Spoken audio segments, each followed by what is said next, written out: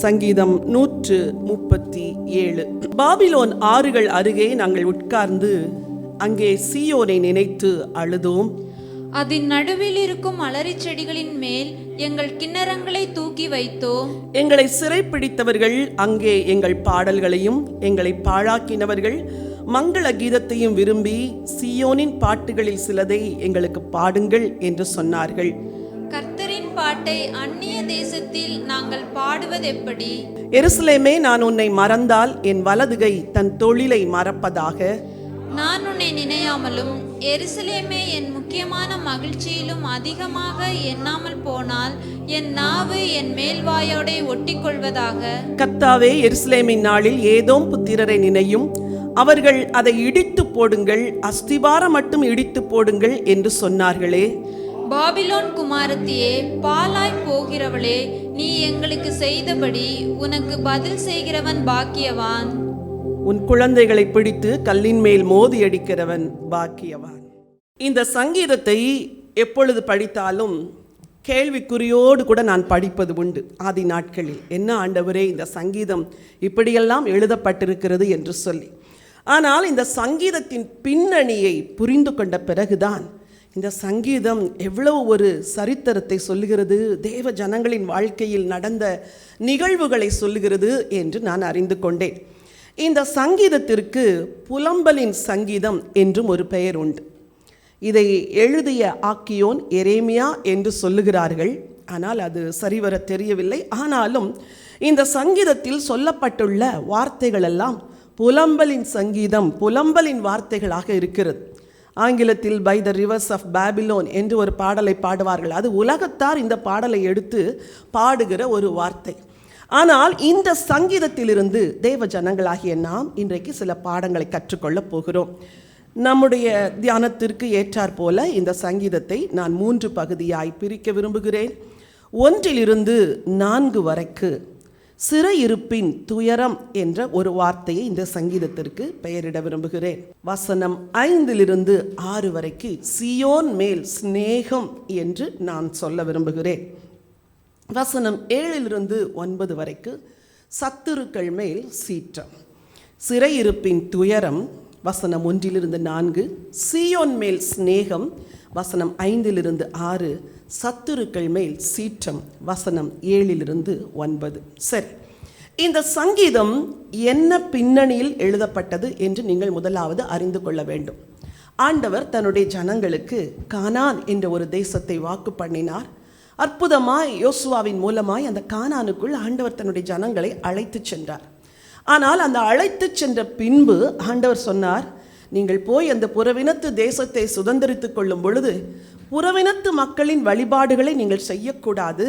நீங்கள் ஜீவனுள்ள தேவனாகிய யெகோவாவை மாத்திரமே வணங்க வேண்டும், அவருடைய கற்பனைகளை மாத்திரம் கை கொள்ள வேண்டும் என்று ஜனங்களுக்கு சொன்னார். மக்கள் அங்கே போன பின்பு அங்கிருக்கிற கலாச்சாரத்தில் கலந்து ஜீவனுள்ள தேவனை மறந்து விட்டார்கள். பொதுவாக நம்முடைய இந்திய தேசத்தில், தமிழ்நாட்டில் இருந்து வெளி தேசத்திற்கு போகிற மக்கள் எல்லாம் சொல்லுகிற மனக்கவலையின் வார்த்தைகள் என்ன தெரியுமா? நாங்கள் அங்கிருந்த பொழுது பக்தியாக இருந்தோம், நல்ல ஆராதனை, நல்ல தொழுகை. ஆனால் இங்கே வந்த பிறகு எங்கள் பிள்ளைகளுக்கு நல்ல ஆராதனைகள் இல்லை, நல்ல ஆலயங்கள் இல்லை, எங்கள் பிள்ளைகளை நாங்கள் ஆண்டவருக்குள் நடத்த முடியவில்லை என்று கவலைப்படுகிறார்கள். ஏன் தெரியுமா? இங்கு இருக்கிற பக்திக்கேற்ற சூழ்நிலைமை வேறு, பிற தேசங்களில் இருக்கிற சூழ்நிலைமை வேறு. எல்லா தேசங்களிலும் அப்படி இருக்கிறது என்று நான் சொல்ல மாட்டேன். சில தேசங்களில் நல்ல ஆவிக்குரிய ஆலயங்கள் இருக்கிறது. ஆனால் இவர்கள் இருக்கிற சில இடங்களில் அப்படி ஆவிக்கேற்ற ஆராதனையும் தொழுகையும் ஐக்கியமும் இல்லாத போது பிள்ளைகள் எல்லாரும் பின்மாற்றத்திற்குள் போகிற ஒரு நிலைமை. இஸ்ரவேல் ஜனங்கள் எகிப்திலிருந்து அடிமைகளாய் இருந்து புறப்பட்டார்கள். ஆண்டவர் அவர்களை நடத்தி சென்றார் கானானுக்குள். கானான் பாலும் தேனும் ஓடுகிற தேசம்தான். ஆனால் அங்கே போன பிறகு அவர்கள் தேவனை விட்டபடியினால் அவர்களுடைய வாழ்க்கையிலே துன்பம் வந்தது. எத்தனை வருஷ சிறையிருப்பு? 70 ஆண்டுகள் சிறையிருப்பு. 70 வருஷங்கள் அங்கே துன்பத்தையும் துக்கத்தையும் கஷ்டங்களையும் அவர்கள் அனுபவித்த பொழுது அங்கிருந்து தேவனை நோக்கி எப்படி குமுறினார்கள், எப்படி கதறினார்கள், எப்படி சீயோனை நினைத்தார்கள், எருசலேமை நினைத்தார்கள், எப்படி அதை நினைத்து உள்ளம் உருகினார்கள் என்பதை சொல்லுகிற ஒரு சங்கீதம் தான் இது. சரி, இந்த சங்கீதத்தின் முதல் வசனம் சொல்கிறது, பாபிலோன் ஆறுகள் அருகே நாங்கள் உட்கார்ந்து அங்கே சீயோனை நினைத்து அழுதோம் என்று. இஸ்ரவேல் ஜனங்கள் பாபிலோனுக்கு சென்ற பிறகு அவர்கள் ஒரு குறிப்பிட்ட இடத்தில், அவர்களுக்கு காலனி போல இப்பொழுது இலங்கையிலிருந்து நம்முடைய தேசத்திற்கு மக்கள் வரும் பொழுது ஒரு குறிப்பிட்ட இடத்தை அரசாங்கம் அவர்களுக்கு ஒதுக்கி வைக்கிறது, இது இவர்களுக்கு என்று. அதுபோல அங்கே பாபிலோனிலே அவர்களுக்கு ஒரு குறிப்பிட்ட இடம் ஒதுக்கப்பட்டிருந்தது. தேசம் முழுவதும் சுயாதீனமாய் திரிய முடியாது, அப்படி என்றால் சுதந்திரம் இல்லாத ஒரு வாழ்க்கை. இதற்கு ஆதாரமாக எசேக்கியேல் 1ஆம் அதிகாரம் 1 வசனத்தை வாசிக்க விரும்புகிறேன். 30ஆம் வருஷம் 4ஆம் மாதம் 5ஆம் தேதியிலே நான் கேபா நதி அண்டையிலே சிறைப்பட்டவர்கள் நடுவிலே இருக்கும்போது. சொல்லுகிறது யார்? எசேக்கியேல் தீர்க்கதரிசி சொல்லுகிறார். எங்கே இருக்கிறாராம்? கேபா நதி அண்டையிலே. அதே போல எசேக்கியேல் 1ஆம் அதிகாரம் 3ஆம் வசனம், 3ஆம் அதிகாரம் 15ஆம் வசனம், இவைகள் எல்லாம் அந்த நதி, அந்த பாபிலோன் ஆறுகளில் இருக்கிற அந்த நதி அண்டை நடந்த நிகழ்வுகளை சொல்லுகிறது. தானியேல் 8:2 தரிசனத்தில் நான் கண்டது என்னவென்றால், அங்கே நான் ஊலா என்னும் ஆற்றங்கரையில் இருந்ததாக தரிசனத்திலே கண்டேன் அப்படின்னு தானியேல் எழுதுகிறார். அப்படி என்றால் இஸ்ரவேல் ஜனங்கள் விடுதலை இல்லாத ஒரு வாழ்க்கையை பாபிலோனில் அனுபவித்தார்கள், சுதந்திரம் இல்லாத ஒரு வாழ்க்கையை அனுபவித்தார்கள். இதை குறித்து ஆமோஸ் தன்னுடைய தீர்க்க தரிசன புத்தகத்தில் எழுதும் பொழுது 8ஆம் அதிகாரம் 10வது வசனத்திலே, உங்கள் பண்டிகைகளை துக்கிப்பாகவும் உங்கள் பாட்டுகளை எல்லாம் புலம்பலாகவும் மாற பண்ணி சகல அறைகளிலும் இரட்டையும் சகல தலைகளிலும் ஒட்டையும் வருவித்து அவர்களுடைய துக்கிப்பை ஒரே பிள்ளைக்காக துக்கிக்கிற துக்கிப்புக்கு சமானமாக்கி அவர்களுடைய முடிவை கசப்பான நாளாக்குவேன் என்று கர்த்தராகிய ஆண்டவர் சொல்லுகிறார். இது எதை குறித்து சொல்லுகிறது? சிறையிருப்பிலே என்ன துக்கத்தை எல்லாம் நீங்கள் அனுபவிப்பீர்கள். ஒரே ரீசன், ஜீவனுள்ள தேவனை விட்டு விட்டார்கள். ஒரே ஒரு காரணம், கர்த்தருடைய பிரமாணங்களின்படி நடக்கவில்லை. ஒரே ஒரு காரணம், அந்நிய தேவர்களை பின்பற்ற ஆரம்பித்து விட்டார்கள். சரி, தேவ ஜனங்களாகிய நமக்கு இந்த வருஷத்தின் கடைசியில் என்ன பாடம்? இஸ்ரவேலர் தேவனை விட்டதினால் அவர்கள் துக்கத்தின் நாட்களுக்குள்ளாக போனது போல நாமும் கூட இந்த வருஷத்தில் சில காலங்களில் தேவனை விட்டிருக்கலாம், ஜபத்தை விட்டிருக்கலாம், உபவாசத்தை விட்டிருக்கலாம், வேத தியானத்தை விட்டிருக்கலாம், ஆண்டவரை நேசிக்கிற அந்த நேசத்திலே சற்று குறைவுபட்டு போயிருக்கலாம். இவர்கள் புலம்பினார்கள். நாமோ நாம் ஆண்டவரை விட்டு தூரமாய் போனதை நினைத்து இந்த நாட்களில் ஆண்டவரிடத்தில் திரும்ப வேண்டும். சரி, ஆண்டவர் இன்னும் இவருடைய துக்கத்துக்கு ஒரு வசனத்தை உபாகமத்திலே சொன்னார். நீங்கள் என் கற்பனைகளுக்கு கீழ்ப்படிந்தால் இதெல்லாம் வரும் அப்படின்னு. உபாகமம் 28:1-14 வரைக்கும் பார்க்கிறோம். 15-68 வரைக்கும் என் கற்பனைகளுக்கு நீங்கள் கீழ்ப்படியவில்லை என்றால் உங்களுக்கு என்ன கஷ்டமெல்லாம் வரும் அப்படின்னு சொல்லுகிறார். நான் சில வசனங்களை வாசிக்க விரும்புகிறேன் தெரிந்து கொள்வதற்கு ஏதுவாக. உபாகமம் 28:65, அந்த ஜாதிகளுக்குள்ளே உனக்கு இளைப்பாறுதல் இராது, உன் உள்ளங்கால்கள் தங்கி தரிக்க இடமும் இராது. அங்கே கர்த்தர் உனக்கு தத்தளிக்கிற இருதயத்தையும் சோர்ந்து போகிற கண்களையும் மன சஞ்சலத்தையும் கொடுப்பார். இதை வாசிக்கும் பொழுது நமக்கு இப்படிலாம் வரும் அப்படிலாம் நினச்சிடாதீங்க. ஆண்டவர் அது பைபிளை புரியாத காலங்களில் நாம் அப்படி நினைத்தோம். ஆனால் இங்கே எதற்கு சொல்லுகிறார்? என் வார்த்தையின்படி நடக்கலைன்னா நீ புறவினத்து தேசத்தில் போய் இப்படிலாம் அடிமையாக இருப்பாய் என்று தான் ஆண்டவர் சொல்லுகிறார். உன் ஜீவன் உனக்கு சந்தேகத்தில் ஊசலாடும், உன் ஜீவனை பற்றி நம்பிக்கை இல்லாமல் இரவும் பகலும் திகில் கொண்டிருப்பாய். நீ பயப்படும் உன் இருதயத்தின் திகிலினாலும் உன் கண்கள் காணும் காட்சினாலும் விடியற்காலத்தில் எப்பொழுது சாயங்காலம் வருமோ என்றும் சாயங்காலத்தில் எப்பொழுது விடியற்காலம் வருமோ என்றும் சொல்லுவாய். இனி காணாதிருப்பாய் என்று நான் உனக்கு சொன்ன வழியாய் கர்த்தர் உன்னை கப்பல்களில் எகிப்திற்கு திரும்ப கொண்டு போக பண்ணுவார். அங்கே உங்கள் சத்துருக்களுக்கு வேலைக்காரராகவும் வேலைக்காரிகளாகவும் விற்கப்படுவீர்கள், உங்களை கொள்வாரும் இல்லாதிருப்பார்கள். அதாவது இவர்கள் சொல்லுகிறார்களே, நாங்கள் பாபிலோனின் ஆறுகளில் அருகே இருந்து சீயோனை நினைத்து அழுதோம் என்று. ஏன் அழுதார்கள் தெரியுமா? அங்கே சுதந்திரமான வாழ்க்கை, இங்கே சிறையிருப்பின் வாழ்க்கை, அங்கே ராஜகுமாரர்களை போன்ற வாழ்க்கை, இங்கே வேலைக்காரர்களான வாழ்க்கை, அங்கே தேசமெல்லாம் செழிப்பா இருந்தது, இங்கே தேசத்தில் கால் தரிக்க இடமில்லை. அந்த நிலைமை எப்படி இருக்கும் கொஞ்சம் யோசிச்சு பாருங்க. ஸ்லேவரி, அடிமைத்தன வாழ்க்கை. ஆண்டவர் நம்ம எல்லாம் அந்த அடிமைத்தன வாழ்க்கையிலிருந்து மீட்டு இருக்கிறார். ஹல்லேலூயா. இந்த வருஷம் முழுவதும் நம்மை சுயாதீனத்தோடும் விடுதலையோடும் தேவன் நடத்தி இருக்கிறார். அதற்குத்தான் நான் நன்றி சொல்லக்கூட வந்திருக்கிறோம். சரி, இங்கே 2வது வசனம் சொல்லுகிறது, அதன் நடுவில் இருக்கும் அலரி செடிகளின் மேல் எங்கள் கிண்ணறங்களை தூக்கி வைத்தோம். ஏன்? சிறையிருப்பிலிருந்து வரும்போதே கிண்ணறங்களெல்லாம் கொண்டு வந்திருக்கிறாங்க. என்ன நம்பிக்கை? ஒருவேளை அந்த தேசத்தில் நமக்கு கொஞ்சம் விடுதலை இருக்கும், நல்லா பாட்டு பாடி தேவனை ஆராதிப்போம் அப்படின்னு நினச்சிட்டு கிண்ணறங்கள் எல்லாம் கொண்டு வந்திருக்கிறார்கள். கிண்ணறங்களை அந்த நாட்களில் வாசிக்கிறவர்கள் லேவியர்கள். அப்போ என்ன நம்பிக்கையோடு இவங்க கிண்ணறங்களை எடுத்துகிட்டு வந்தாங்கன்னா, சிறையிருப்பின் தேசத்தில் எப்படியாவது என்ன செய்வோம், ஆண்டவரை ஆராதிப்போம் அப்படின்னு நினச்சிட்டு வந்திருக்கிறாங்க. ஆனால் கிண்ணறங்களை யூஸ் பண்ணுறதுக்கு அங்கே வாய்ப்பே இல்லாது போயிட்டு வெயிட் பண்ணி பார்த்துட்டு தூக்கி எங்கே மாட்டிட்டாங்க, அலரி செடிகளின் மேல். சில ஹோட்டல்ஸில் போனீங்கன்னா கிட்டாருங்களெல்லாம் சோவரில் மாட்டி வச்சுருப்பாங்க. அவங்க வாசிக்கிறதுக்கு அதை மாட்டலை, ஏதோ அழகுக்காக மாட்டியிருக்கிறாங்க. இவங்க வாசிக்கணும்னு நினச்சாங்க, ஆராதிக்கணும்னு நினச்சாங்க, தேவனை தொழுது கொள்ளணும்னு நினச்சாங்க. தொழுகைக்கே இடமில்லை, ஆராதனைக்கே இடமில்லை. அதனால் இனிமே இதை யூஸ் பண்ண முடியாதுன்னு சொல்லி எங்கே மாட்டி வச்சுட்டாங்களாம், அலரி செடிகளின். சி, இது எவ்வளோ ஒரு பரிதபிக்கப்படத்தக்க நிலைமையில் நமக்கு இனிமேல் ஆராதனையே கிடையாது, ஆன்லைனும் கிடையாது, நேரடி ஆராதனையும் கிடையாது அப்படின்னா நம்ம இருதயம் எவ்வளோ உடஞ்சி போயிடும். அப்படிப்பட்ட ஒரு நிலைமையில் இருந்தாங்க. அதனால தான் சொல்கிறாங்க, கிண்ணறங்களை தூக்கி வைத்தோம். அடுத்த வசனம் சொல்லுது, ஏன் சீயோனை நினைச்சு அழுதாங்க அப்படின்னா, 3வது வசனம், எங்களை சிறைப்பிடித்தவர்கள் அங்கே எங்கள் பாடல்களையும் எங்களை பாழாக்கினவர்கள் மங்கள கீதத்தையும் விரும்பி சீயோனின் பாட்டுகளில் சிலவற்றை நீங்கள் பாடுங்கள் என்று எங்களுக்கு சொன்னார்களாம். அதாவது இது எங்களுக்கு ஓய்வு நாள் அப்படின்னு இவங்க சொல்லுவாங்களாம். சொல்லும்போது உங்கள் ஓய்வு நாள் பாட்டை பாடு, கொஞ்சம் எப்படி இருக்கும் யோசித்து பாருங்கள். மகிமையாக தேவனுடைய ஆலயத்தில் கர்த்தரை ஆராதிக்கிற ஒரு பாட்டை நீ ஓய்வு நாள் பாட்டை பாடு, உங்களுக்கு எனக்கு பண்டிகையாமே, உங்கள் பண்டிகை பாடலை பாடு என்று அவர்கள் இஸ்ரவேல் ஜனங்களை பரிகசித்தார்களாம். உங்கள் பாட்டுகளில் சிலவற்றை பாடுங்கள் என்று. இதெல்லாம் கேட்க கேட்க கேட்க இவங்க இருதயத்தில் உள்ள உடஞ்சு அழுகிறார்கள்.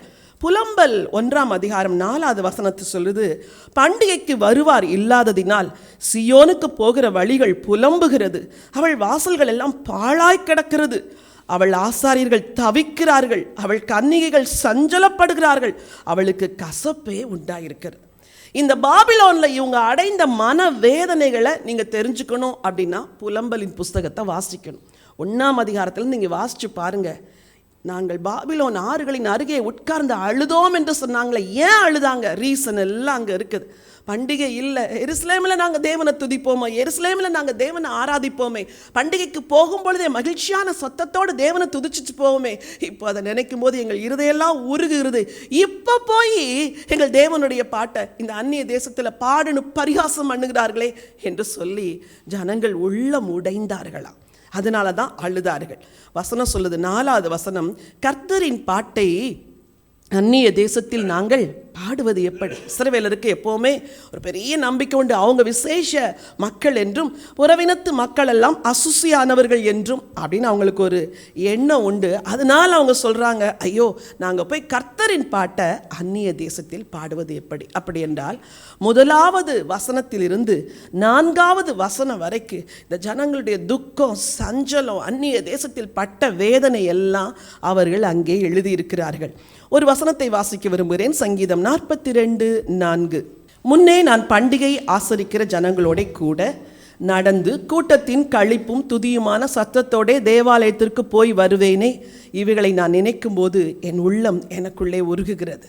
என் அன்பு சகோதர சகோதரிகளை, ஒருவேளை நீங்கள் நேரலையில் பார்க்கிற யாராவது ஒருவர் ஆலயத்திற்கே போக முடியாத ஒரு சூழ்நிலைமையில் மருத்துவமனையில் படுத்துக்கொண்டு இந்த வார்த்தைகளை நீங்கள் கேட்கலாம். ஐயோ, நான் முன்பெல்லாம் எவ்வளோ மகிழ்ச்சியோடு ஆராதனைக்கு போவேன், இப்பொழுது என்னால் போக முடியாத சூழ்நிலைமையாக இருக்கிறதே. நான் என் தகப்பன் வீட்டில் இருந்த பொழுது விடுதலையோடு ஆராதனைக்கு சென்றேன், இப்பொழுது திருமணமாகி வந்த வீட்டில் எனக்கு ஆராதனையே இல்லை என்று சகோதரி, மகளை நீங்கள் கலங்கி கொண்டிருக்கலாம். ஆனால் உங்கள் சிறையிருப்பையும் ஆண்டவர் ஒரு நாள் நிச்சயம் மாற்றுவார். தைரியம் கொள்ளுங்கள். ஹல்லேலூயா. சரி, இந்த சங்கீதத்தின் 2வது பகுதி சீயோனை குறித்த சிநேகம். 5வது வசனம், எருசலேமே நான் உன்னை மறந்தால் என் வலது கை தன் தொழிலை மறப்பதாக, நான் உன்னை நினையாமலும் எருசலேமே என் முக்கியமான மகிழ்ச்சியின் அதிகமாக எண்ணாமலும் போனால் என் நாவு மேல்வாயோடே ஒட்டிக்கொள்வதாக. அதாவது சங்கீதக்காரன் எழுதுகிறார், இந்த தேசத்தில் என்னால் எருசலேமை நினைக்காமல் இருக்க முடியல. யூதர்கள் ஜெபிக்கும் பொழுது எங்கே இருந்தாலும் எருசலேமுக்கு நேராக தங்கள் முகங்களை திருப்பி அல்லது பலகணிகளை திறந்து ஜெபம் செய்வது வழக்கம். தானியேல் அப்படித்தான் ஜெபித்தார். அப்படி என்றால் நான் ஜெபம் பண்ணுறேன், முந்திலாம் நான் எருசலேமுக்கு நேராக ஜெபம் பண்ணுவேன். என் வீடு எருசலேமுக்கு பக்கத்தில் இருக்கும். பலகணிகளை திறந்தால் எருசலேமில் உள்ள அந்த தேவனுடைய ஆலயமெல்லாம் தெரியும். ஆனால் இப்போ நான் சிறையிருப்பில் இருக்கிற என் தேசம் எங்கேயோ இருக்குது. ஆனாலும் நான் எருசலேமில் மறக்கலை, பண்டிகையை மறக்கலை, துதியை மறக்கலை, ஆராதனையை மறக்கலை, மகிழ்ச்சியோடு தேவனை தொழுது கொண்டது நாங்கள் மறக்கலை. எருசலேமே, நான் ஒரு நாள் கூட உன்னை மறக்கலை. தேவ ஜனங்களே, இன்றைக்கி உங்களுக்கு கர்த்தர் கொடுக்குற வார்த்தை என்ன தெரியுமா? உங்கள் வாழ்க்கையில் ஒரு நாள் கூட நீங்கள் ஆண்டவரை மறக்கக்கூடாது. வாலிப பிள்ளைகளே, ஒரே ஒரு நாள் கூட இந்த வேதத்தை நீங்கள் மறக்கக்கூடாது. உங்கள் வாழ்க்கையின் எந்த சூழ்நிலைமையிலும் கர்த்தருடைய வார்த்தையை மறக்கக்கூடாது, இயேசுவை மறக்கக்கூடாது, தேவனை மறக்கக்கூடாது. சிந்தையெல்லாம் அவர் தான் நிறைஞ்சிருக்கணும். இவ்வளோ சந்தோஷம் இருந்தாலும் இயேசு அதன் நடுவிலே உங்கள் மகிழ்ச்சியின் உச்சக்கட்டமாக இருக்க வேண்டும். இவர்கள் எழுதுகிறார்கள், நான் உன்னை முக்கியமாக நினைக்கலைன்னா என் நாவு எங்கே ஒட்டிக்கிட்டோம் மேல். அவங்க தங்களுக்கு தாங்களே ஒரு பனிஷ்மெண்ட்டை சொல்கிறாங்க. நாங்கள் ஆண்டவரை மறந்ததுனால தான் இங்கே வந்து இவ்வளோ கஷ்டப்படுறோம். இனிமே இந்த சிறையிருப்பின் தேசத்தில் நாங்கள் ஆண்டவரை மறக்க மாட்டோம் என்று சொல்லுகிற ஒரு உடன்படிக்கை தான் இந்த சங்கீதத்தின் 2வது பகுதி. சரி, 3வது பகுதி 7வது வசனத்தை வாசிக்கலாம். எருசலேமின் நாளில் ஏதோமின் புத்திரரை நினையும், அவர்கள் அதை இடித்து போடுங்கள், அஸ்திபாரம் மட்டும் இடித்து போடுங்கள் என்று சொன்னார்கள். இந்த 7, 8, 9 வசனங்கள் சற்று புதிய ஏற்பாட்டு விசுவாசிகளாகி நமக்கு ஏற்புடையது அல்லாதது போல தோணுது. அப்படிதானே? ஆண்டவரே, ஏதோம் புத்திரரை நினைங்க ஆண்டவரே அப்படின்னு சொல்லிட்டு, பாபிலோனே பாழாய் போகிறவளை அப்படிலாம் சில கர்சிங் வேர்ட்ஸ் சொல்கிற மாதிரி இருக்குது. இதுக்கு காரணம் என்ன தெரியுமா? சிறைப்பிடித்து கொண்டு வரும்பொழுது இந்த பாபிலோனியர்கள் கொடுமையானவர்கள். நான் ஏற்கனவே உங்களுக்கு சொன்னது போல வாலிபர்களுடைய மூக்கிலே துரட்டை போட்டு இழுத்து கொண்டு போவார்களாம். ஒரு துரட்டை போட்டு இழுக்கும்போது கண்டிப்பாக ப்ளீட் ஆகும் இல்லை? ஸோ ப்ளீட் ஆகிடக்கூடாது, இந்த இன்ஜூர் ஆகக்கூடாதுன்ட்டு வாலிபர்கள் பின்னாடியே ஓடுவாங்களாம். அதே போல் கைகளிலும் கால்களிலும் விலங்கிட்டு வேகமாய் குதிரைகளில் இழுத்து கொண்டு போவார்களாம். கர்ப்பிணி பெண்களை எல்லாம் அவர்களுடைய கர்ப்பத்தை கீறி குழந்தைகளை, கருவில் இருக்கிற குழந்தையை கொன்று போட்டார்களாம். சிறு குழந்தைகள் இடரலாய் இருப்பார்கள் என்று சொல்லி அந்த பிள்ளைகளின் கால்களை பிடித்து கல்லில் மோதி அடித்தார்களாம். இதெல்லாம் பாபிலோனியர் தேவ ஜனங்களுக்கு, இஸ்ரவேலருக்கு செஞ்ச கொடுமையான காரியம். இதெல்லாம் மறக்க முடியுமா? மறக்கவே முடியாது. இந்த தேவ ஜனங்கள் இதை நினச்சி ஆண்டவரே, இப்படியெல்லாம் இவர்கள் எங்களுக்கு செய்தார்களே, இவர்களுக்கு பதில் செய்யும் என்று சொல்லி பண்ணிய ஒரு ஜெபம்தான் கடைசி 3 வசனம். ஒரு வசனத்தை நான் வாசிக்க விரும்புகிறேன். ஒபதியாவின் புத்தகம். ஏதோம் புத்திரரை தண்டியும் ஏன் சொல்றாங்க? பாபிலோனியரை ஏன் தண்டியும் சொல்றாங்கன்னா, இஸ்ரவேலரை சிறைப்பிடிக்க பாபிலோனியர் வரும்பொழுது ஏதோம் புத்திரர், ஏசாவின் சந்ததியார் சொன்னாங்க, நல்லா பிடிங்க, நல்லா அவங்களை இழுத்துட்டு போங்க, நல்லா பட்டணத்தை சுட்டெறிங்க என்று அவர்களுக்கு தண்டனையை அதிகரித்தார்களாம். எங்களை கொஞ்சம் மறைச்சிக்கோங்க அப்படின்னு தங்களிடத்தில் ஒழிக்க ஓடி வந்தவர்களை பாபிலோனியத்தை பிடிச்சு கொடுத்துட்டாங்களாம். இதெல்லாம் பைபிளில் இருக்குது. ஒபதியாவின் புத்தகம் 1ஆம் அதிகாரம் 10வது வசனம் 11வது வசனம் வாசிங்க. நீ உன் சகோதரனாகி யாக்கோபுக்கு செய்த கொடுமை நிமித்தம் வெட்கம் உன்னை மூடும், நீ முற்றிலும் சங்கரிக்கப்பட்டு போவாய். நீ எதிர்த்து நின்ற நாளிலும் அந்நியர் அவன் சேனையை சிறைப்பிடித்து போன நாளிலும் மறுதேசத்தார் அவன் வாசல்களுக்குள் பிரவேசித்து எருசலேமின் பேரில் சீட்டு போட்ட காலத்தில் நீயும் அவர்களில் ஒருவனைப் போல் இருந்தாய். இந்த அதிகாரத்தை வீட்டில் போய் வாசிங்க. ஏதோம் புத்திரரை குறித்து ஏன் விசனமா இஸ்ரவேல் பேசுறாங்கன்னா, இவங்களை சிறைப்பிடிக்கிற நாட்களில் ஏதோமியர் சந்தோஷப்பட்டாங்களாம். உங்களை விரோதிக்கிறவர்களுக்கு ஏதாவது நடக்கும்போது உங்கள் இருதயம் எப்படி எண்ணுக, நல்லா நடக்கட்டும், ஆண்டவர் நல்லா போடுறாரு அப்படி சொல்கிறாமா? ஐயோ ஆண்டவரே வேண்டாம் ஆண்டவரே, ஐயோ ஆண்டவரே வேண்டாம் ஆண்டவரே. உங்களுக்கு விரோதமாக எழும்புகிறவர்கள் மேல் தேவன் நியாய தீர்ப்பை கொடுக்க போகிறார் என்று தெரியும் போது நீங்கள் மன்னிக்கிற இருதயம் உடையவர்களாக இருந்தால்தான் உங்களுக்கு ஆசீர்வாதம். இவர்கள் எழுதுகிறார்கள், பாபிலோனை தண்டியும், அதெல்லாம் அவங்க துக்கத்தின் வேதனையினால் சொன்னது. ஏதோமுக்கும் பாபிலோனுக்கும் நேர வேண்டிய நிகழ்வுகளை குறித்து எழுதப்பட்ட வசனம்தான் 7, 8, 9. சரி, இதிலிருந்து நம்ம என்ன பாடத்தை கற்றுக்கொள்கிறோம்? இந்த சங்கீதம் இதோடு முடிஞ்சிருச்சா? அவங்க சிறையிருப்பு அப்படியே இருந்துச்சா? எரேமியா தீர்க்கதரிசி சொன்னார், 70 ஆண்டுகளுக்கு உங்களுக்கு சிறையிருப்பு இருக்கும், அதன் பிறகு கர்த்தர் சிறையிருப்பை திருப்புவார் என்று. ஒரு வசனத்தை வாசிக்க விரும்புகிறேன். சங்கீதம் 126 1வது வசனத்தை நாம் வாசிக்கலாம். சீயோனின் சிறையிருப்பை கர்த்தர் திருப்பும் போது சொப்பனம் காண்கிறவர்கள் போல இருந்தோம். 3வது வசனம், கர்த்தர் நமக்கு பெரிய காரியங்களை செய்தார், இது நிமித்தம் நாம் மகிழ்ந்திருக்கிறோம். இந்த சங்கீதத்திலிருந்து நாம் கற்றுக்கொள்கிற பாடம், தேவ ஜனங்கள் தேவனையும் தேவனுடைய வார்த்தையும் விட்டதினால் சிறையிருப்பு. நம்முடைய வாழ்வில், உங்கள் வாழ்வில் கூட சில சிறையிருப்புகள் இருக்கலாம். ஏன் மாறல ஆண்டவரே, ஏன் இப்படி இருக்குது ஆண்டவரே என்றால், நீங்கள் படிக்க வேண்டிய வேத புத்தகம் உபாகமம் 28ஆம் அதிகாரத்தை படிக்க வேண்டும். படித்து ஆண்டவர் என்னவெல்லாம் சொன்னார், ஆண்டவருடைய பிரமாணத்தை நான் மீறினேன், அதனால்தான் இந்த கஷ்டம் வந்தது என்று உணர்ந்து இந்த வருஷத்தின் கடைசி நாட்களில் தேவனிடத்தில் திரும்பவும். அழுகையோடு இருக்கிறீர்களா, புலம்பலோடு இருக்கிறீர்களா, உங்கள் சிறையிருப்பை ஆண்டவர் மாற்றுவார், உங்கள் கஷ்டங்களை மாற்றுவார்.